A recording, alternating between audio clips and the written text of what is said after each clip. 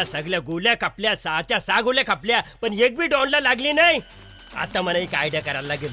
लहानपणी जसं मी चिचना आंब डागरान पाराचो, तसं मी आता ये डॉनला एका डागरान नाही पारला तर नावाचा घुसपारे ना बघ.